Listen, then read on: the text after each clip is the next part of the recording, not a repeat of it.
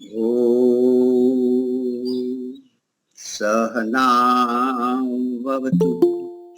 सहनौ भुनक्तु सह वीर्यं कर्वावहै तेजस्विनावधीतमस्तु मा विद्विषावहै। ओम शांति शांति शांति। सबको सादर नमस्ते जी। एक सप्ताह में नहीं था, लेकिन आप सब है, दीपालिका जी है, अभी तो आप भी है, चला सकते हैं, कोई प्रश्न नहीं। तो एक ना हो, दूसरा ना हो, तीसरा भी होना ही चाहिए, और आप सब तैयारी है, बहुत अच्छा है। तो एक में वचन लेता हूँ। मूर्ख बंदे क्या है रे जग में तेरा, मूर्ख बंदे क्या है रे जग में तेरा। यह तो सब झूठा सपना है, यह तो सब झूठा सपना है, क्या तेरा और क्या मेरा। मूर्ख बंदे क्या है रे जग में तेरा, मूर्ख बंदे क्या है रे जग में तेरा। कितनी माया जोड़ ले, कितने महल बना ले, कितनी माया जोड़ ले, कितने महल बना ले, तेरे मरने के बाद सुन तेरे ही घर वाले, तेरे मरने के बाद सुन तेरे ही घर वाले, 2 गज कफन उड़ा कर तुझसे, 2 गज कफन उड़ा कर तुझसे छीन लेंगे सब तेरा। हे मूर्ख बंदे क्या है रे जग में तेरा, मूर्ख बंदे क्या है रे जग में तेरा। कोठी बंगला कार देख तू क्यों इतना इतराता है, कोठी बंगला कार देख तू क्यों इतना इतराता है। पत्नी और बच्चों के बीच तू फूला नहीं समाता है, पत्नी और बच्चों के बीच तू फूला नहीं समाता है। 4 दिनों की चांदनी है, 4 दिनों की चांदनी है, फिर आएगा अंधेरा। हे मूर्ख बंदे क्या है रे जग में तेरा, मूर्ख बंदे क्या है रे जग में तेरा। मूर्ख अपनी मुक्ति का तू जल्दी कर उपाय, मूर्ख अपनी मुक्ति का तू जल्दी कर उपाय। किस दिन किस घड़ी तेरी यह बाह पकड़ ले जाए, किस दिन किस घड़ी तेरी यह बाह पकड़ ले जाए। तेरे साथ में घूम रहा है, तेरे साथ में घूम रहा है, बनकर काल लुटेरा। हे मूर्ख बंदे क्या है रे जग में तेरा। पाप कमाया तूने बहुत, अब थोड़ा पुण्य कमा ले, पाप कमाया तूने बहुत, अब थोड़ा पुण्य कमा ले। कुछ और समय है अब ओम का गुण गा ले, कुछ और समय है बाकी ओम का गुण गा ले। ओम नाम से मिट जाएगा, ओम नाम से मिट जाएगा जन्म मरण का फेरा। हे मूर्ख बंदे क्या है रे जग में तेरा, मूर्ख बंदे क्या है रे जग में तेरा, क्या है रे जग में तेरा। धन्यवाद।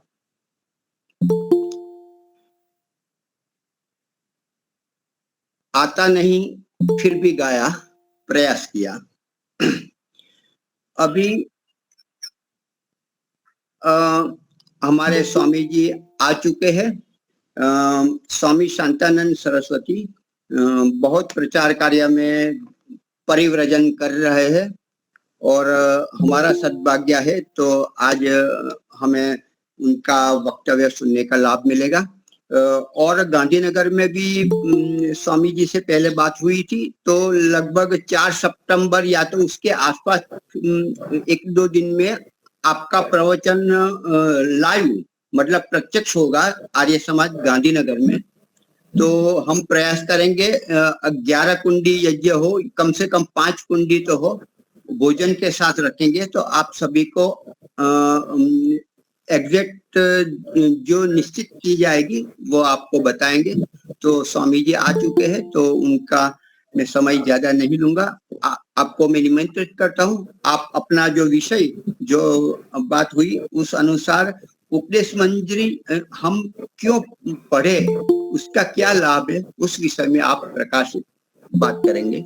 धन्यवाद स्वामी जी। एक तो जो अभी आपने कहा था और हमने तय किया था सितंबर महीने में आने का, तो वो 5, 6, 7 के आसपास में हो सकता है। लेकिन अभी वहां से जो लाकोड़ा अपना दर्शन योग्य धाम है, वहां से कोई कंफर्म सूचना प्राप्त नहीं हुई। एक मीटिंग था वहां पर, मैं जाने वाला था। अब फिर सूचना है कि शायद मीटिंग न भी हो या विद्वानों को अभी उसमें न बुलाया जाए, अभी मैंने पक्का नहीं हो पाया है। तो जैसे ही पक्का होगा या तो दिनांक तय हो जाएगा, मैं आपको बता दूंगा। तो अभी हाँ, आज जो एकदम मीटिंग हुई थी लाकरोड़ा में, उसमें मैं ऑनलाइन में था। तो वहाँ ऐसी तो बात हुई कि ऐसे विद्वानों की मीटिंग हो हम करने वाले हैं, अभी निश्चित समय तारीख नहीं दी थी। ठीक हाँ है, जी, कोई सही बात बात। नहीं, हम प्रयास करेंगे, हो हाँ, सके मैं आते जब जाते समय। जी जी और मैं जब भी आऊंगा लाकोड़ा मीटिंग में, तो मैं समय जरूर दे दूंगा, चाहे जी जी 4 सितंबर को अथवा कुछ पीछे भी हो जाए तो एडजस्ट कर लेंगे। जी जी। ठीक है, हाँ, ओम। तो आइए सब लोग मिल करके सबसे पहले परम पिता परमात्मा का मुख्य नाम ओम का 3 बार उच्चारण करेंगे। लंबा गहरा श्वास भरेंगे।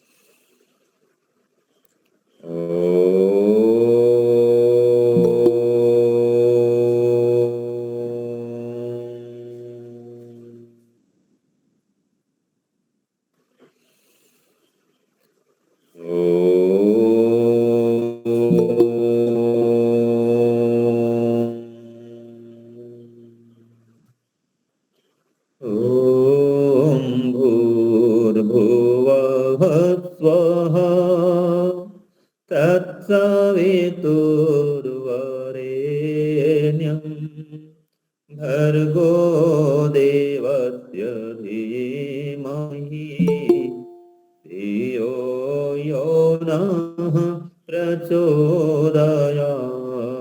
ॐ भूर्भुवः स्वः तत्सवितुर्वरेण्यं भर्गो देवस्य धीमहि धियो यो नः प्रचोदयात्। प्रभु ॐ भूर्भुवः स्वः तत्सवितुर्वरेण्यं भर्गो देवस्य धीमहि धियो यो नः प्रचोदयात्। धियो यो नः प्रचोदयात्। ॐ असतो मा सद्गमय। ॐ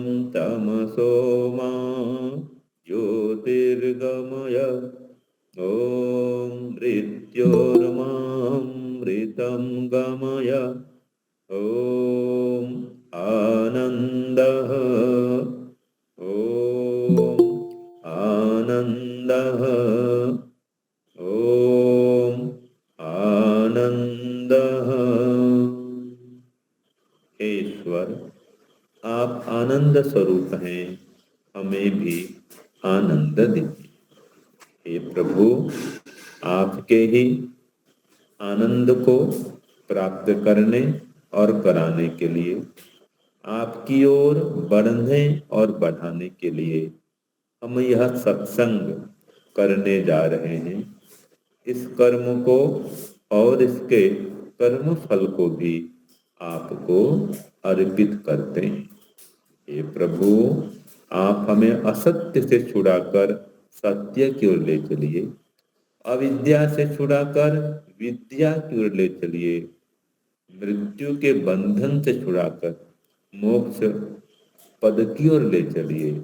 और इसके लिए हे परमपिता, हमें विद्या दीजिए, वैराग्य दीजिए, हमारी बुद्धि को आपकी भक्ति से ओतप्रोत कीजिए, हमारे अंदर निष्कामता, विनम्रता, सरलता, प्रसन्नता आदि श्रेष्ठ गुणों का संचार कीजिए और हमारे जीवन को सार्थक, श्रेष्ठ, महान, सफल बनाइए। ओम शांति शांति शांति। सबको सादर नमस्ते।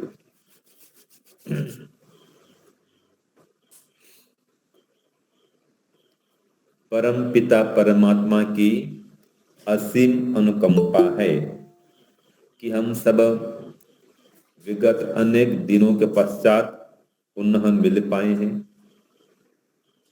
अनेक बार ऐसा होता है कि हम साक्षात लंबे काल तक मिल नहीं पाते हैं, लेकिन ये भी एक सुव्यवस्था हो चुकी है कि हमारे कुछ पुराने परिचित जन और कुछ नए जन भी इस सुविधा के माध्यम से हमसे जुड़ जाते हैं, हम उनसे जुड़ जाते हैं और वैदिक ज्ञान विज्ञान को प्राप्त करने कराने का सुअवसर प्राप्त करते हैं। परमपिता परमात्मा का धन्यवाद इसलिए भी है कि हम स्वस्थ हैं, निरोग हैं, कम से कम इतना तो कर पा रहे हैं कि उसके सत्संग में बैठ पा रहे हैं, गायत्री मंत्र का गान कर पा रहे हैं, सुबह शाम ध्यान कर पा रहे हैं, हवन में बैठ पा रहे हैं। तो ये परमात्मा की हम पर विशेष कृपा है। जो अति सौभाग्यवान होता है उसके अंदर ही भक्ति के बीज अंकुरित होते हैं, उसको ही यह सत्संग की चर्चा प्रिय होती है, जिसके अंदर पूर्व जन्म के संस्कार होते हैं। तो सज्जनों, माताओं, बहनों, आप सभी भाग्यवान हैं कि आज महर्षि स्वामी दयानंद, मेरे पास यह ग्रंथ है जो कि उपदेश मंजरी के लेखक हैं। इस उपदेश मंजरी ग्रंथ के विषय में आज हम सुनेंगे, जानेंगे। तो ये भी आप भाग्यवान हैं कि महर्षि स्वामी दयानंद की रचना को पढ़ते हैं, सुनते हैं, जानते हैं, समझते हैं। अनेक लोग तो इसको समझ भी नहीं सकते। सत्यार्थ प्रकाश के नाम भी अनेक लोग नहीं सुने होंगे, वे देखे भी नहीं होंगे। तो आपका बहुत ये सौभाग्य है कि आप ईश्वर की कृपा प्राप्त करके स्वामी जी के उपदेश को, उनके ग्रंथों को पढ़ने में समर्थ हो पा रहे हैं। तो आइए परम पिता परमात्मा का धन्यवाद करते हुए अब हम उपदेश मंजरी हम क्यों पढ़ें, उपदेश मंजरी में क्या है, इसकी कुछ भूमिका भी हम जानेंगे, इसके विषय को समझेंगे और ये पढ़ने पर हमें क्या लाभ होगा ये भी हमें स्पष्ट हो जाएगा। तो जैसे कि मैंने कहा, उपदेश मंजरी महर्षि स्वामी दयानंद का एक अनमोल ग्रंथ है। और इस ग्रंथ में क्या है कि जो वो पूना में उपदेश किए थे, 15 प्रवचन इसमें संकलित हैं, जो कि उन्होंने पूना में प्रदान किया था। आपको पता है पूना मुंबई के निकट है। तो उसमें महर्षि स्वामी दयानंद ने ये सन 1875 में 4 जुलाई 1875 को रात्रि में समय भी दिया है, लगभग 8 बजे के आसपास वे इस उपदेश का शुभारंभ करते थे। तो 1875 कितने वर्ष हो चुके हैं देखिए। हाँ, उपदेश मंदिर जिनके पास है निकाल दीजिए, बहुत बढ़िया, अति उत्तम। तो जिनके पास है ग्रंथ खोल करके रखिए अगर उपलब्ध है तो। और हाँ, बहुत बढ़िया, अच्छी बात है। तो देखिए इसमें जो विषय हैं, इसमें मुख्य रूप से 15 विषयों का संकलन है। तो हम ये उपदेश मंदिर ग्रंथ जो कि स्वामी दयानंद ने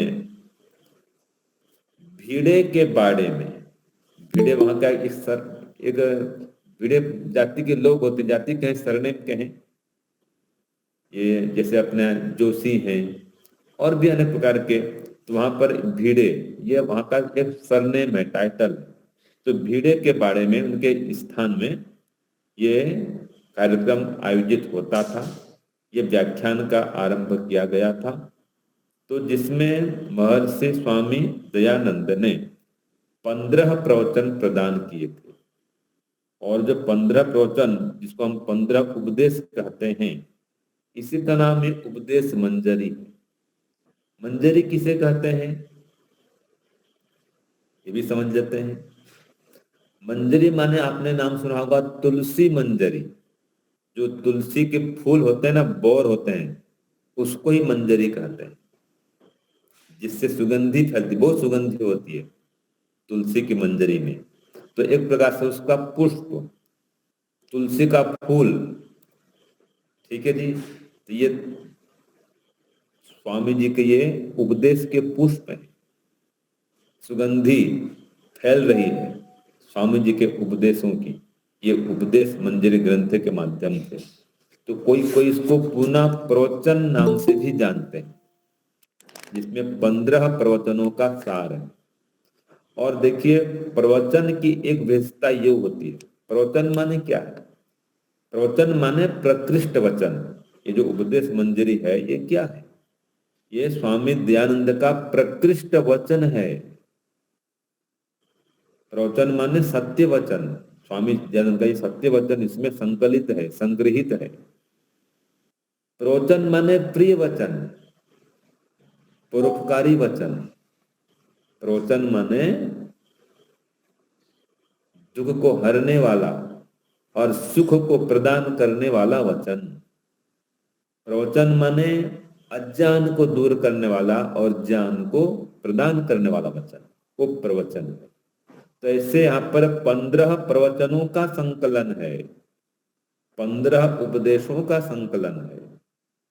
तो देखिए जो बुद्धिमान प्रवचन करता होता है वो कैसे प्रवचन करता है। अब आप लोग इसमें जुड़े हुए हैं, अनेक लोग तो प्रवचन भी करते हैं, स्वयं क्लास चलाते हैं, कक्षा लेते हैं, प्रबुद्ध वर्ग हैं, है ना, बुद्धिमान है। कई वर्षों से स्वामी सत्यपद जी और हमारे गुरु जी स्वामी विवेकानंद जी, आचार्य ज्ञानेश्वर जी, इन सब से जुड़े हुए हैं, जुड़े हुए थे।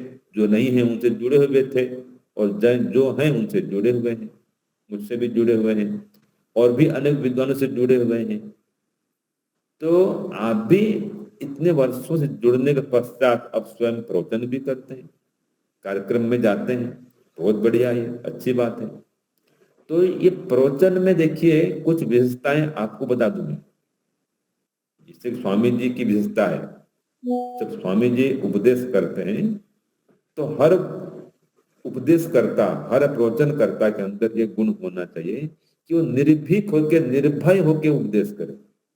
तो उपदेश मंजरी का एक विशेष ये गुण है, इसमें विशेष विषय वस्तु है कि स्वामी जी निर्भीकता पूर्वक अपनी बात को यहाँ पर प्रस्तुत किए।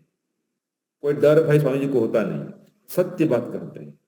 ये प्रवचन का लक्षण है, आदर्श प्रवचन जो सत्य से ओतप्रोत होता है। और प्रवचन का एक लक्षण ये भी होता है, कुशल प्रवचन करता है, वो दर्शक को, श्रोता को देख करके विषय रखता है, अथवा वो जो विषय कहते हैं कि स्वामी जी इस विषय में आप उपदेश करिए, या आचार्य जी या पंडित जी जो भी विद्वान जुड़ते हैं, गुरु जी जो भी होते हैं, तो जो श्रोता दर्शक गण चाहते हैं उसी विषय को परोसना हमारा कर्तव्य है। हमारी माताएं बहनें हैं, भोजन खिलाती हैं, अब जिसको भोजन करना है उसको पूछना चाहते हैं, पूछते हैं, पूछना भी चाहिए कि आचार्य जी, पंडित जी, स्वामी जी जो भी घर में अतिथि मेहमान आए हैं कि आप ये भोजन चलेगा क्या, मिष्टान्न खाते हैं क्या, कोई नमक नहीं खाता, कोई मिर्च नहीं खाता, कोई शक्कर नहीं खाता, किसी को और कोई अनुकूलता नहीं है। तो जो बुद्धिमान माता होती है वो पूछती है कि आपके लिए क्या भोजन अनुकूल रहेगा, तो उनके अनुकूल भोजन प्रस्तुत करती है, परोसती है, वो बुद्धिमान माता है। और जो पूछती नहीं है, कुछ भी खिला दे, वो बुद्धिमान नहीं कहलाएगी। वो अपने सुख सुविधा से बना दे, खिला दे, वो आदर्श नहीं है। जिसको खिला रहे हैं उनकी इच्छा से अगर भोजन कराएंगे, उनके स्वास्थ्य के अनुकूल भोजन कराएंगे, वो आदर्श है। ऐसे प्रवचन ये आत्मा का भोजन है। प्रवचन क्या है? आत्मा का भोजन है। ये जो उपदेश मंजरी है इसमें क्या है? आपके आत्मा का खुराक है। इसमें आत्मा का भोजन है। उपदेश मंजरी में क्यों पढ़े? आत्मा को भोजन देने के लिए उपदेश मंजरी पढ़े, आत्मा को मजबूत करने के लिए, बलवान करने के लिए उपदेश मंजरी पढ़े, अज्ञान अविद्या क्लेशों को नष्ट करने के लिए उपदेश मंजरी पढ़े, ईश्वर में भक्ति रुचि उत्पन्न करने के लिए उपदेश मंजरी पढ़े, ईश्वर के सच्चे स्वरूप को जानने के लिए उपदेश मंजरी पढ़े। तो जो कुशल प्रवचन करता होता है वो इस प्रकार से अपनी बात को प्रस्तुत करता है जिससे दर्शक या श्रोता चाहते हैं। तो उस समय की बात है, सन 1875 में श्रोता को देख करके, दर्शक को देख करके, वो वातावरण को देख करके स्वामी जी ने ये विषय की उपस्थापना की थी। तो स्वामी जी कुशल प्रवचन करता थे, आदर्श प्रवचन करता थे, निर्भीक होकर बोलते थे, सत्य बोलते थे, डरते नहीं थे। और ये भी देखिए, जो कुशल प्रवचन करता है ये गुण स्वामी जी में है। अगर श्रोतागण उपदेश सुनते सुनते बोर हो जाते हैं तो बीच बीच में हंसी के पुट भी वो स्थापित कर देते हैं। स्वामी जी के प्रवचन आप देखिए, वह कोई इसमें बोर नहीं होगा। हमारे स्वामी सत्यपति जी भी उपदेश करते थे, हमारे स्वामी विवेकानंद जी भी उपदेश करते हैं, आप देखे होंगे। उनके उपदेशों में कोई बोर नहीं होता है और पूछते रहते हैं। स्वामी जी पूछते हैं, हाँ भाई समझ रहे हो? हाँ जी, क्या कहा मैंने? हाँ जी बताओ। माने श्रोताओं को जोड़ करके रखना ये प्रवचनकर्ता का एक आदर्श लक्षण है। और आप बोल रहे हैं, श्रोतागण सो रहे हैं, आप बोल रहे हैं, उपदेश कर रहे हैं, श्रोतागण आपस में बातचीत कर रहे हैं, आप उपदेश कर रहे हैं, श्रोतागण कुछ और पुस्तक खोल के बैठ के पढ़ रहे हैं। तो यह आदर्श वक्ता का लक्षण नहीं। आदर्श वक्ता, आदर्श प्रवचनकर्ता वो होता है जो दर्शकों को बांध कर चलता है, अपने से जुड़ कर चलता है, और जो भी विषय होता है विषय के अनुरूप बोलता है, विषय के बाहर नहीं जाता, विषयांतर नहीं होता। ये आदर्श प्रवचनकर्ता के लक्षण होते हैं। ये सारे गुण स्वामी दयानंद जी में थे। देखिए, इसलिए तो उपदेश मंजरी पुस्तक ही बन गया।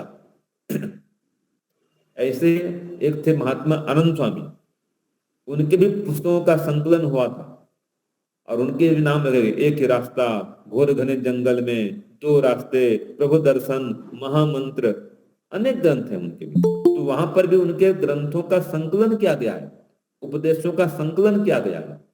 वो भी कुशल प्रवचन करता थे महात्मा आनंद स्वामी जी। आपने उनके ग्रंथ पढ़े होंगे, पढ़े हैं ना?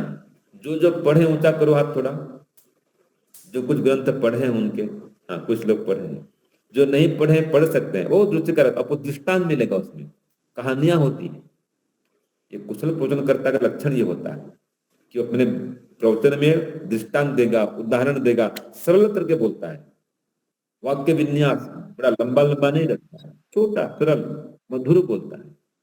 वैसे ही हम प्रभु आश्रित स्वामी जी, प्रभु वो आश्रित भी, स्वामी जी का भी वैसा ही होता है। हाँ, तो उनका ग्रंथ वो, भी बहुत सरल है, तो भी कई ग्रंथ हैं। हाँ, हमको वो ये नवल कथा ग्रंथ, नवलिका के रूप में भी संवाद के माध्यम से बहुत अच्छा बताया है। हाँ, तो ये कुशल प्रवचनकर्ता के लक्षण होते हैं। तो स्वामी दयानंद में ये, हाँ, जो दिखा रहे हैं, पुस्तक भी दिखा रहे हैं, पुस्तक अभी है नहीं, पुस्तक नहीं दिखा रहे हैं, गणेश जी क्या दिख रहा है गणेश जी का? अच्छा, कि हाँ, बालक है, ठीक है। मैं समझा कि पुस्तक कोई दिखा रहे हैं। चलो, अच्छी बात है। हाँ, आप दिखाना, दीपक का बहन जी दिखा रहे हैं, ठीक है, बहुत बढ़िया। तो जो उपदेश मंदिर ग्रंथ है, ये कुशल प्रवचन करता स्वामी दयानंद का ये अद्भुत ग्रंथ है। तो इसको पढ़ने से हमें कई प्रकार के विषयों का ज्ञान होता है। तो उपदेश मंजरी क्यों पढ़ें, जो हमारा मुख्य विषय है। देखिए, उपदेश मंजरी इसलिए पढ़ें कि जो ईश्वर को नहीं भी मानता है ना, नास्तिक है, वो नास्तिक व्यक्ति भी आस्तिक हो जाएगा उपदेश मंजरी को पढ़ करके। क्योंकि उपदेश मंजरी में प्रथम उपदेश ही ईश्वर सिद्धि विषय पर है, उसमें ईश्वर की सिद्धि की गई और ईश्वर के सच्चे स्वरूप को बतला दिया गया है वेद के अनुसार। वेद के अनुसार, वेद के सिद्धांत से ओत प्रोत करके, जैसे कि एक मंत्र इसमें प्रथम पेज में आया कि ईश्वर का सच्चा स्वरूप क्या है, वेद के अनुसार प्रस्तुत करते हैं।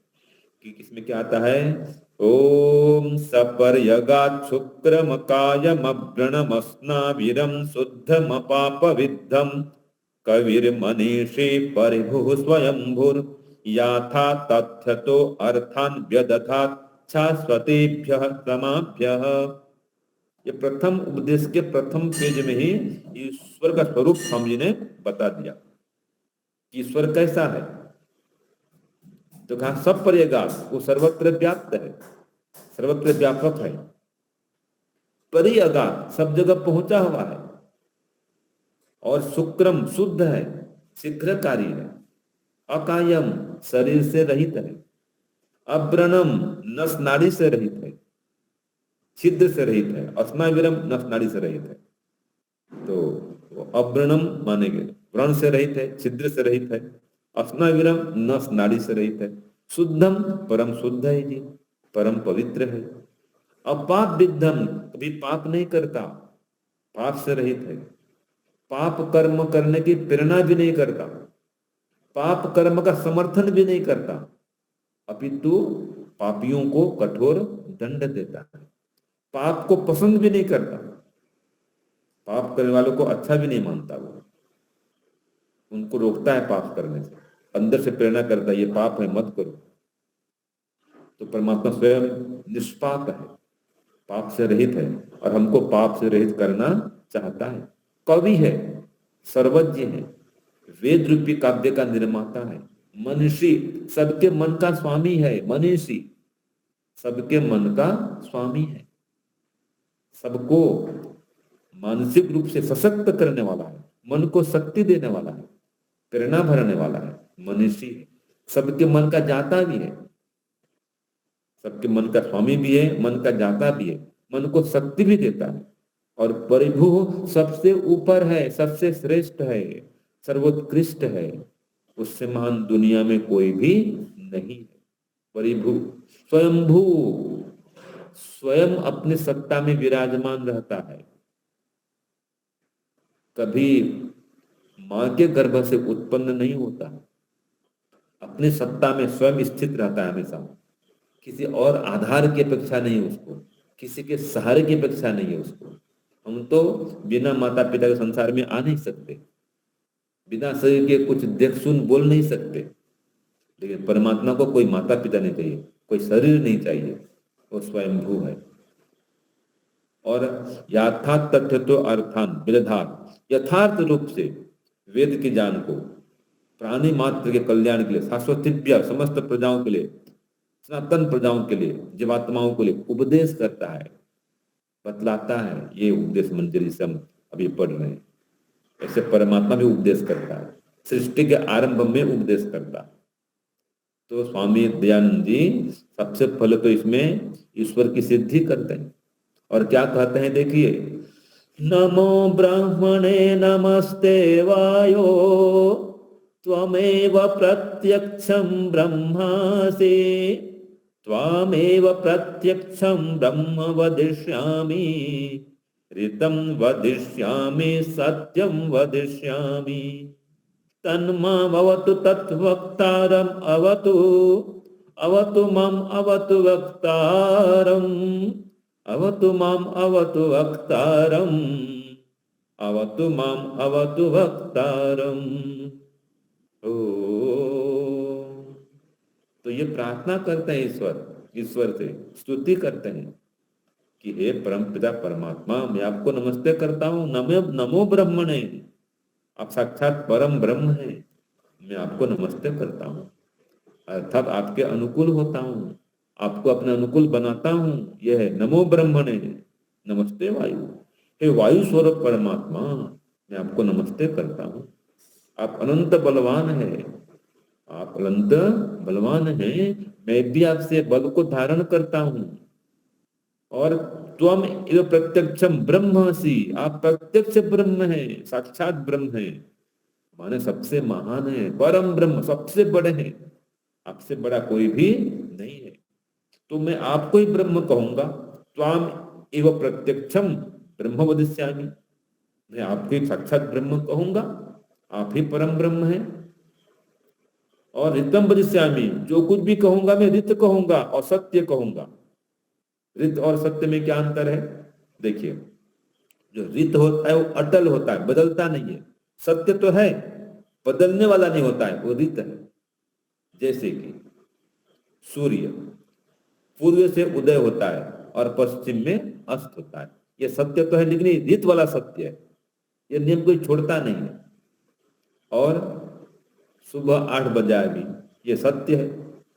दोपहर को 12 बज गया, ये भी सत्य है, लेकिन बदल गया है कि नहीं। प्रातः 8 बजे सूर्य कहाँ रहता है, इधर रहता है पूर्व की ओर, और 12 बजे कहाँ आता है, बीच में जाता है, और फिर सायंकाल कहाँ चला जाता है, पश्चिम की ओर। ये सत्य है, लेकिन बदलने वाला है। तो सत्य माने बदलने वाला, लेकिन वो सत्य है। ऋत माने वो भी सत्य है, लेकिन बदलता नहीं है, वो ऋत कहलाता है। तो स्वामी जी कहते हैं कि भाई मैं ऋत भी कहूंगा, सत्य भी कहूंगा, ठीक है ना। इसलिए हम पढ़ते हैं ना, ओम ऋतं च सत्यं चाभिद्धा तपसोऽध्यजायत। तो ऋतम च कहा इसमें, ऋतम माने वेद ज्ञान, कोई नहीं बदलने वाला है। वेद की शिक्षा एक मंत्र भी आगे पीछे नहीं होता है, ऋतम है। सत्यम माने ये कार्य जगत सत्य है, लेकिन बदलने वाला है। आज जो आप देख रहे हैं जगत का स्वरूप हमेशा रहने वाला नहीं है सत्य, असत झूठा नहीं है, कल्पना नहीं है, लेकिन अनित्य है। तो जो बोलते हैं ना ब्रह्म सत्यम जगत मिथ्या, जगत मिथ्या का तात्पर्य यहाँ पर वो नहीं है जो चाहते हैं कि जगत है ही नहीं, ऐसा नहीं। ब्रह्म नित्यम जगत अनित्यम, ये करो तो ठीक हो जाएगा। ब्रह्म नित्य है, जगत अनित्य है, जीवात्मा नित्य है और जगत अनित्य है, शरीर अनित्य है, ये ठीक बात है। तो स्वामी जी बोलते हैं नित्य कहूंगा, सत्य कहूंगा, तो आप मेरी रक्षा करिए। तन माम अवतु, हे परमात्मा आप मुझे भक्त की रक्षा करिए, अवतु रक्षा करिए। तद वक्तारम, मैं आपका वक्ता हूं, मुझे वक्ता की रक्षा करिए। अवतु माम, हे प्रभु रक्षा करिए, रक्षा करिए, अवतु माम रक्षा करिए। कितने भाव भरी स्तुति है देखिए, ये गहराई में जाइए। 3 बार हो गया, 4 बार हो गया कि हे परमात्मा रक्षा करिए, मेरी रक्षा करिए, मुझ वक्ता की रक्षा करिए, जरूर रक्षा करिए, आपके शरण में आ गया हूं, रक्षा करिए, रक्षा करिए, रक्षा करिए, है कि नहीं है। तो बार बार रक्षा करिए, मतलब कितना संबंध मजबूत है ईश्वर से, ये समझ सकते हैं। तो स्वामी जी में ईश्वर भक्ति कूट कूट के भरी हुई थी। तो उपदेश मंजरी में सबसे पहले वो ईश्वर सिद्धि विषय ही लगते हैं, फिर ईश्वर सिद्धि विषय में शंका समाधान करते हैं, तो जो भी इस ग्रंथ को पढ़ेगा वो ईश्वर संबंध में शंका से रहित हो जाएगा, ईश्वर की सिद्धि कर पाएगा। कोई खंडन करे ईश्वर का या कोई ईश्वर की सत्ता को न मानने वाला हो, नास्तिक हो, उसको आस्तिक कर सकता है उपदेश मंजरी ग्रंथ पढ़ लेंगे तो प्रथम उपदेश इसमें ईश्वर के सिद्धि के विषय में है। दूसरा उपदेश जो है इसमें, दूसरा प्रवचन जो है वो सिद्धि पर शंका समाधान, ईश्वर की सिद्धि भी है, उसमें शंकाओं का समाधान भी किया गया है। और तृतीय उपदेश में धर्म और अधर्म का विषय, धर्म क्या है, अधर्म क्या है, ये विषय है चतुर्थ उपदेश में। पंचम उपदेश में वेद का विषय कि वेद ही ईश्वरी वाणी क्यों है, ये सिद्धि किया गया, प्रमाण सहित प्रमाण दिया गया कि वेद ही ईश्वरी वाणी है। और ये जितने और ग्रंथ हैं आदि आदि सबके नाम नहीं लेता हूं मैं, वेद को छोड़ करके जितने भी और ग्रंथ हैं ये परतः प्रमाण है, ये मनुष्य कृत है, लेकिन वेद स्वतः प्रमाण, ये ईश्वरी कृत है, ईश्वरीय है, ईश्वर कृत है, स्वतः प्रमाण। जैसे सूर्य को देखने के लिए और एक सूर्य नहीं चाहिए, एक दीपक को देखने के लिए दूसरा कोई और दीपक नहीं चाहिए। किसी कमरे में अंधकार है तो अंधकार में रखी हुई वस्तुओं को देखने के लिए तो दीपक चाहिए, प्रकाश चाहिए, कोई बल्ब चाहिए, ट्यूबलाइट चाहिए, लेकिन दीपक को देखने के लिए दीपक नहीं चाहिए होता है, एक बल्ब को देखने के लिए और कोई बल्ब चाहिए नहीं होता है। इसी प्रकार से वेद को अपनी बात को प्रमाणित करने के लिए किसी और ग्रंथ के प्रमाण देने की आवश्यकता नहीं होती है। जो वेद कहता है वही प्रमाण है, वो स्वतः प्रमाण है। बाकी ग्रंथ परतः प्रमाण है, अर्थात वे अपनी बात को सिद्ध करने के लिए वेद को प्रमाण मानते हैं, वेद का कोटेशन देते हैं, कोट करते हैं कि देखो हम ऐसा कहते हैं, ये बात सही है। क्यों सही है? क्योंकि वेद में ऐसा लिखा है। तो अपनी बात को सिद्ध करने के लिए वो वेद का प्रमाण देते हैं। ठीक है। दूसरी बात देखिए, वेद ही ईश्वरी वाणी क्यों है? इसलिए भी है कि जैसा ईश्वर कहता है ना वेद में, या वेद में जैसा कहा गया है ईश्वर के द्वारा सृष्टि के संबंध में, सृष्टि वैसे ही मिलती है जैसा वेद में लिखा है, ये सूर्य चंद्र आदि के विषय में। और नाम भी देखो वही कहा है, ओम सूर्या चंद्रमसौ धाता यथा पूर्वमकल्पयत्, देखो नाम भी है। माता भूमि पुत्रो अहम पृथिव्या, आदि हम पृथ्वी कह रहे हैं ना, पुत्र भी कह रहे हैं, माता भी कह रहे हैं। देखिए जो वेद में कह रहा वही संबंध आज हम देखते हैं। तो वेद में जैसा कहा गया है हमको वैसा ही मिल रहा है, वही सूर्य चंद्र मिल रहे हैं, ऐसे भ्रमण कर रहे हैं। तो जो वेद में कहा है संसार के संबंध में, जीवात्मा संबंध में और स्वयं अपने संबंध में, ईश्वर संबंध में, जैसा वेद कहता है ये सब वैसा ही है। जैसा ईश्वर है वेद वैसा ही कहता है, और वेद जैसा कहता है ईश्वर वैसा ही है। ऐसे जीवात्मा जैसा है वेद वैसा ही कहता है, और जैसा वेद कहता है जीवात्मा ऐसा है। उसमें आता है अणु अणियान, अणु से भी अणु है। ये हमारा जो बाल है ना, बाल के अग्र भाग के 100 टुकड़े करें, उसके भी 100 टुकड़े करें, उसके भी 100 टुकड़े करें, टुकड़े टुकड़े करते जाए तो भी जीवात्मा के बराबर नहीं हो पाएगा। वो जीवात्मा उससे भी सूक्ष्म है। तो जो भी कहा गया है वेद में, जिसके संबंध में कहा, जगत के विषय में कहा गया है, जीव के विषय में कहा है, ईश्वर के विषय में कहा है, वैसा ही मिलता है। इसलिए वेद ही ईश्वर की वाणी है, वेद ही ईश्वरीय ग्रंथ है। तो पंचम उपदेश में ये सिद्ध कर दिया गया कि वेद ही ईश्वरीय वाणी है। फिर छठे उपदेश में जन्म विषय चर्चा है, जन्म की बात है। जैसे पुनर्जन्म, पुनर्जन्म होता है, पुनर्जन्म की सिद्धि होती है। न्याय दर्शन जो पढ़ता है वो जानता है कि पुनर्जन्म सिद्ध है, यह प्रथम और अंतिम जन्म नहीं होता। तो छठे उपदेश में पुनर्जन्म की मान्यता है, पुनर्जन्म को सिद्ध किया गया कि ये शरीर छूटने बाद में नया शरीर और मिलता है। और इसमें सिद्ध करने के लिए स्वामी जी 8 प्रकार के प्रमाण देते हैं।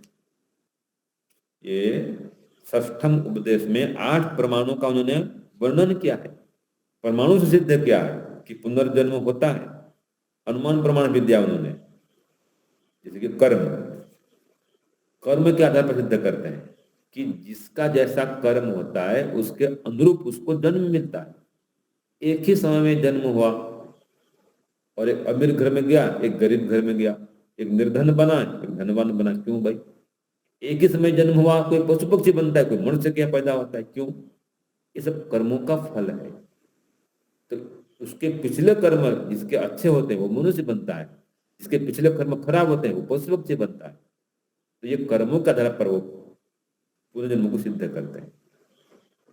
तो 8 प्रमाण स्वामी जी इसमें रखते हैं और 8 प्रमाणों से भी सिद्धि होती है पुनर्जन्म की। और इसमें तो केवल पुनर्जन्म की ही बात नहीं है, इसी पंचम उपदेश में ही, षष्ठम उपदेश में ही परमात्मा न्यायकारी है, निष्पक्ष है, ये बात भी कहा गया है। निष्पक्ष है वो, तो इसलिए वो जो पुनर्जन्म देता है वो जैसा कर्म होता है वैसा ही फल देता है, वैसा ही जन्म देता है। तो देखिए परमपिता परमात्मा न्यायकारी है, इसलिए उनका एक नाम अर्यमा है। परमात्मा का नाम क्या है? अर्यमा। सन्नो मित्र संवरुण सन्नो भवतु अर्यमा, आता है ना? सन्न इंद्रो बृहस्पति सन्नो विष्णुरुक्रम, इसके स्वरूप है ईश्वर का। तो अर्यमा कहा ईश्वर को, न्यायकारी है परमात्मा, निष्पक्ष है। ये सारी बातें ये षष्ठम उपदेश में। तो 8 प्रकार के प्रमाणों से सिद्ध कर दिया गया है कि ईश्वर है, जीवात्मा भी है, पुनर्जन्म होता है, जीवात्मा अजर अमर है, इसका जन्म नहीं होता, मरण नहीं होता। ये सारी बातें 8 प्रमाणों से सिद्ध होता है। तो पुनर्जन्म की भी सिद्धि होती है 8 प्रमाणों से। तो देखो ये 8 प्रमाण कौन कौन से हैं, एक बार सुन लीजिए। जिसको याद नहीं है याद भी कर सकते हैं, सुन सकते हैं, जो सुने हुए हैं पक्का हो जाएगा। पहला है प्रत्यक्ष प्रमाण। पहला क्या है जी? प्रत्यक्ष प्रमाण। दूसरा अनुमान प्रमाण। तीसरा है शब्द प्रमाण, ये तो सब जानते होंगे, जो दर्शन में भी आता है। प्रत्यक्ष प्रमाण, अनुमान प्रमाण और शब्द प्रमाण, जिसको आगम प्रमाण कहते हैं। इसको न्याय में आप्त प्रमाण कहा है, आप्तोपदेश है ना। तो ये प्रत्यक्ष प्रमाण, अनुमान प्रमाण, शब्द प्रमाण, ये 3 तो प्रचलित है। आगे आता है उपमान प्रमाण। पांचवा है, चौथा हो गया उपमान प्रमाण, पांचवा हो गया ऐतिह्य माने इतिहास, ऐतिह्य बोलते हैं, ऐतिह्य। छठा है अर्थापत्ति, जो बात अर्थात से जानी जाए, अर्थापत्ति, जो इतिहास से जानी जाए वो ऐतिह्य प्रमाण। रामायण है, महाभारत है, ये हमारे इतिहास है, ये अर्थापत्ति नहीं, ऐतिह्य प्रमाण। और अर्थापत्ति जैसे कि देवदत्त दिन में नहीं खाता है फिर भी मोटा है, तो अर्थात रात्रि में खाता है। तो जो बात अर्थात से जानी जाए वो अर्थापत्ति प्रमाण, कि देवदत्त दिन में नहीं खाता है फिर भी मोटा है जी। तो कब खाता है? दिन में नहीं खाता है फिर भी मोटा है, तो अर्थात रात्रि में खाता है, ये अर्थापत्ति प्रमाण है। ऐसे संभव और अभाव, जल से ही वृक्ष का सिंचन होता है, अग्नि से नहीं सींच सकते, ये संभव प्रमाण। और अभाव, घर में देखो कमरे में हाथी नहीं है, अभाव है, ये अभावी प्रमाण है कि हाथी नहीं है, कमरे में हाथी नहीं है, ये प्रमाण है ना, हाथी के न होने के प्रमाण है, ये अभाव प्रमाण। तो यह 8 प्रमाण की चर्चा हुई है षष्ठम उपदेश। सप्तम उपदेश में यज्ञ और संस्कार विषयक वर्णन है। सप्तम उपदेश में क्या है?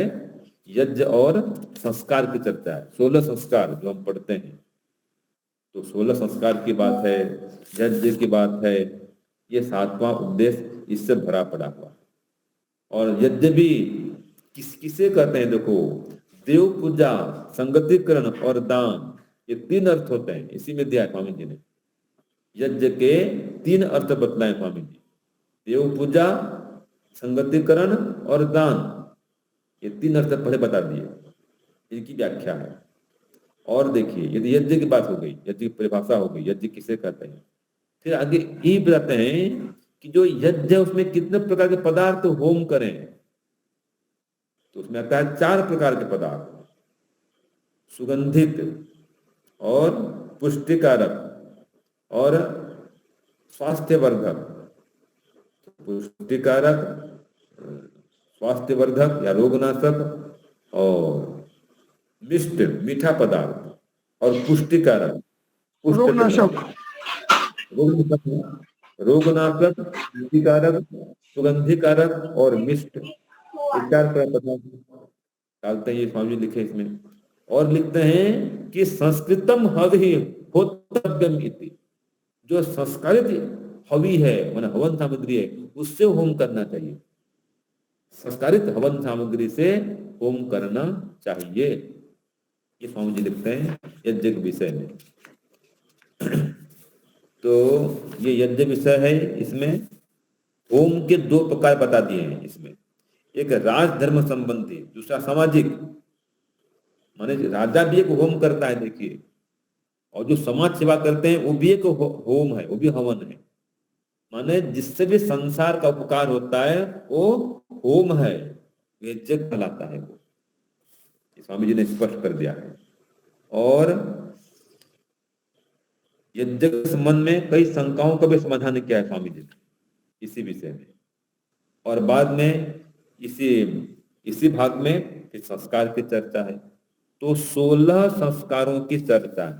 देखिए 16 संस्कार कौन कौन से हैं, ये उपदेश मंजरी में दिया हुआ है, सप्तम उपदेश में सबका नाम दिया है। सबसे पहला इसमें लिखा स्वामी जी निषेक, जिसको गर्भाधान नाम से जानते हैं, तो स्वामी जी ने इस ग्रंथ में उसका नाम निषेक लिखा है। तो पहला है गर्भाधान संस्कार, निषेक संस्कार, दूसरा पुंसवन, तीसरा सीमंतोनयन, चौथा जात कर्म। ये तो जन्म के पहले पल होने वाले हैं, सीमंत और पुंसवन, गर्भाधान। इसको याद करना हो तो मैं तो बोलता हूँ गपुंसी जानानी, मैंने सूत्र बना रखा है, गपुंसी जानानी, ग से गर्भाधान, पुंस से पुंसवन, सीमंतोनयन, गपुंसी जानानी, जा से जात कर्म, ना से नामकरण और नी से निष्क्रमण। तो गपुंसी, गपुंसी जानानी, याद करिए सूत्र को, ये सूत्र है, संस्कारों का सूत्र है, याद करने के लिए, ऐसे भूल जाते हैं 16 संस्कार का नाम को। फिर देखिए आगे आता है अन्नप्राशन, सूरा कर्म और यज्ञोपवीत, जिसको हम बोलते हैं व्रत बंध, यहाँ स्वामी लिखते हैं, इसको व्रत बंध लिखे हैं स्वामी जी, जिसको हम क्या कहते हैं, उपनयन कहते हैं। ठीक है जी, उपनयन कहते हैं, यज्ञोपवीत कहते हैं, एक ही बात है। यहाँ पर व्रत बंध का है स्वामी जी। तो अचु उ, उपनयन को उ बोल देंगे। और फिर आगे आता है एक संस्कार आता है कर्णवेद भी आता है, वो तो पहले आ जाता है कर्णवेद ना, हाँ। अचु क, चूड़ा कर्म हो जाता है, फिर कर्णवेद आता है, फिर व्रतबंध आता है, फिर वेदारंभ संस्कार आता है, वेदारंभ और विवाह संस्कार, फिर वानप्रस्थ, संन्यास, अंत्येष्टि। यहाँ पर स्वामी जी ने थोड़ा मुश्किल शब्द लिख दिए हैं, गार्हपत्य दिया है स्वामी जी ने इस ग्रंथ में। भाई संस्कार विधि में जो 16 संस्कार का नाम है, यहाँ पर नाम है, दोनों में अंतर है। यहाँ पर तो 13 नंबर संस्कार में स्वामी जी देते हैं गार्हपत्य संस्कार, विवाह विधि है, फिर गार्हपत्य नाम विधि है। और भी लिखे हैं कि गृहस्थ आश्रम में पंचमहायज्ञ करने पड़ते हैं, इसका भी विचार आगे इतिहास विषय में किया जाएगा। तो स्वामी जी ऐसे नाम दिए, गार्हपत्य संस्कार दिए पर। फिर वानप्रस्थ दिए, माने विवाह करो और गृहस्थ के धर्म का पालन करो, पंचमहायज्ञ का अनुष्ठान करो, तो ये भी एक नाम दे दिया। फिर वानप्रस्थ में जाओ, फिर संन्यास लो, फिर अंत्येष्टि। ये 16 संस्कार की चर्चा है इसमें सप्तम उपदेश में। तो यज्ञ और 16 संस्कार की बात है ये सप्तम उपदेश में। फिर 8वां से लेकर के 13वां तक इतिहास विषय है। 8वां उपदेश, 9वां उपदेश, 10वां, 11वां, 12वां, 13वां, ये इतने सारे विषय क्या है, इतिहास से भरे पड़े हैं। इतिहास की भी अद्भुत जानकारी है। ऐसा नहीं, ये संसार कैसे उत्पन्न हुआ, सृष्टि उत्पत्ति से लेकर के इतिहास शुरू करते हैं वो। और ये जो विष्णु और कैलाशपति महादेव शिव, ये सब सही में हुए थे, ये कल्पना नहीं है। इंद्र भी हुआ था, विष्णु भी हुआ था, ये सब राजा थे। जो शिव थे हिमालय में रहते थे, वहां उनका राज्य था, योगी भी थे, राजा भी थे। विष्णु इधर हरिद्वार साइड में, हरिद्वार साइड में वहां के राजा थे। ऐसे ही इंद्र भी, देवलोक कोई दूसरा नहीं, आज भी उसको आप जाएंगे, उसको देव स्थान, देव क्या बोलते हैं उसको, उत्तराखंड को देवभूमि, देवभूमि उसका नाम क्या है, देवभूमि है उत्तराखंड का। यहाँ भी जाएंगे ना द्वारका, उसको भी देवभूमि बोलते हैं, द्वारका को भी देवभूमि। तो वो देवता लोग वहां रहते थे, उस क्षेत्र में रहते थे, तो विद्वान लोग रहते थे। ये इंद्र सब देवता थे, अभी नहीं है। तो अलग से कोई स्वर्ग वाली बात नहीं है। तो ऐसे थे इतिहास, यहाँ पर इसका मिलता है वर्णन। इसमें आर्यों की बात है, दस्यु की बात है। विजानी ही आर्यान, जो आर्य उनको जानो, जो दस्यु है उनको जानो। तो ये सब इतिहास विषय में यहाँ पर दिया हुआ। तो इसमें से 8 से लेकर के मैंने कहा दिया ना 13 तक इतिहास विषय भरा पड़ा है। और इसमें तो देखिए कश्मीर से लेकर के नेपाल तक हिमालय की जो चोटियां है ना, ऊंची ऊंची चोटियां हैं, वहीं पर सब देवता लोग और विद्वान रहते थे, ये भी कहा है इसने। केदारनाथ जो आज पर बोलते हैं केदारखंड, उसकी भी चर्चा यहाँ पर है। और वो स्वामी जी खुद वहां घूमे हैं, लिखते हैं कि अलकापुरी थी केदारखंड में, मैं भी गया था वहां पर, लिख रहे हैं देखो जहाँ बर्फ बर्फ पड़ता है, स्वामी जी गए हैं, इतिहास की बात बता रहे हैं। तो ये भी बात इसमें है। तो पहले उस समय ये भी लिख रहे हैं कि इस समय की भांति प्राय बर्फ वहां तब नहीं पड़ती थी, देखो ये भी लिख रहे हैं। तब तो वहां रहते थे हिमालय में, तब इतनी बर्फबारी नहीं होती थी, ये भी लिख रहे हैं इतिहास विषय में। और दिल्ली माने दिल्ली, उसका नाम था इंद्रप्रस्थ था। और पुष्कर, ये ब्रह्मावर्त, ब्रह्मा का राज्य था। पुष्कर माने जो अजमेर में है, पुष्कर गए होंगे आप, तब वो ब्रह्मा का राज्य था। ब्रह्मा वहां पर निवास करता था, पुष्कर में ब्रह्मावर्त। और उज्जैन में महादेव, उज्जैन काशी, इसमें सब में, हरिद्वार में भी था उनका, काशी उज्जैन और ये कौन सा बच गया, काशी उज्जैन और ये हरिद्वार, ये सभी उनका स्थान। आज भी देखो मानते हैं, महाकाल की नगरी बोलते हैं, आज भी बोलते हैं। मान जो इतिहास की बात है सही है, अब वर्तमान में किस रूप में मानते हैं अलग बात है। उसको शिवलिंग स्थापित करके उसको ज्योतिर्लिंग मान लिया गया, और उसको परमात्मा मान लिया गया। ऐसा नहीं है भाई, वो हमारे राजा थे और उनकी नगरी थी। ये पढ़ेंगे तो बुद्धि खुल जाती है। अंधे का अर्थमाजी नहीं मानते इनको, है कहाँ कहाँ महाकाल नगरी, कुछ नहीं मानते भाई। सही बात है, ये झूठी बात नहीं है। ये काशी उनकी नगरी थी, उज्जैन उनकी नगरी थी। एमपी में उज्जैन है, काशी यूपी में है, हरिद्वार उत्तराखंड में, ये सब नगरी थी। राजा थे वहां के लोग, विद्वान भी थे, राजा भी थे। तो जो इतिहास पढ़ेगा वो जानेगा। ऐसे त्रिविष्टम, जिसको तिब्बत कहते हैं आज, वहां से ये सभी मानव जाति की उत्पत्ति हुई थी तिब्बत में। ये सारी बातें इतिहास में दी गई हैं, बड़ी पड़ी यहाँ पर। महाभारत की बात भी इसमें है। तो ये सारी भी बातें इतिहास विषय में स्वामी जी ने जोड़ करके वो रखे। ऐसे ही दर्शनों के सूत्र भी इसमें भरे पड़े हैं, कई सारे दर्शनों सूत्र भरे पड़े हैं। महाभारत की चर्चा इसमें है, और जो जैन में उनकी चर्चा भी है इतिहास विषय में। सुंधवा राजा जो बौद्ध मत का अनुयायी था, उसकी चर्चा भी है। शंकराचार्य की चर्चा भी इसमें है। ये सब इतिहास विषय में स्वामी जी ने ले रखा है। और फिर जो 14वां उपदेश है वो नित्य कर्म और मुक्ति का उसमें विषय है। उसमें 5 महायज्ञ है, ब्रह्म यज्ञ, देव यज्ञ और पितृयज्ञ और भूत यज्ञ माने बलि वैश्वदेव यज्ञ, और 5वां है अतिथि यज्ञ। तो ये कौन सा उपदेश हो गया, 14वां उपदेश। अब एक अंतिम बचेगा बस। तो 14वां उपदेश में क्या है? नित्य कर्म विषय है और मुक्ति विषय है। तो जो 5 महायज्ञ है वो हमारा नित्य कर्म है जी, नित्य करने योग्य ये कर्म है ये। तो ये 5 महायज्ञ की चर्चा है और बाद में मुक्ति का विषय भी लिया गया। ये 14वां उपदेश है। और अंतिम है 15वां उपदेश, उसमें स्वयं का जीवन चरित्र वो लिखते हैं, स्वयं कथित। ये 4 अगस्त 1875 में वो लिखे थे, क्या बताए होंगे वहां पर। तो अपना जीवन चरित्र भी वो बताए थे अंतिम उपदेश में। तो जो 15वां उपदेश है वो क्या है? स्वयं का उनका जीवन चरित्र है। तो इस प्रकार से ये 15 उपदेश इसमें भरे हुए हैं, जिसको पूर्णा प्रवचन नाम से हम जानते हैं। तो इन सब का संग्रह क्या है? उपदेश मंजरी ग्रंथ। तो मैं तो बहुत ही संक्षेप में बता दिया आपको, जानकारी, मोटी मोटी जानकारी मिल गई कि उपदेश मंजरी क्यों पढ़े। तो इन सभी विषयों को जानने के लिए उपदेश मंजरी ग्रंथ पढ़े।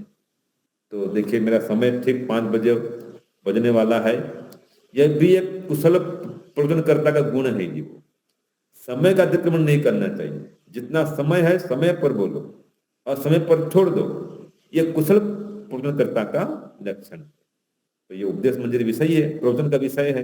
ये सब पढ़िए और आप सब भी कुशल प्रवचनकर्ता बनिए, उपदेशक बनिए। बहुत आपने सुन लिया, सुना है, सुन रहे हैं, अब आगे इसको सुनाना भी है। तो श्रवण, मनन, निध्यासन साधकार, आगम काल, स्वाध्याय काल, प्रवचन काल और व्यवहार काल, तो विद्या पूरी होती है। तो श्रवण भी करिए और प्रवचन भी करिए, स्वाध्याय भी करिए और व्यवहार में भी लाइए, तो विद्या पूरी होती है।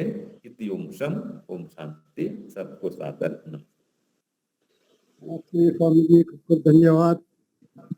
नमस्ते बहुत ही स्वामी जी, धन्यवाद।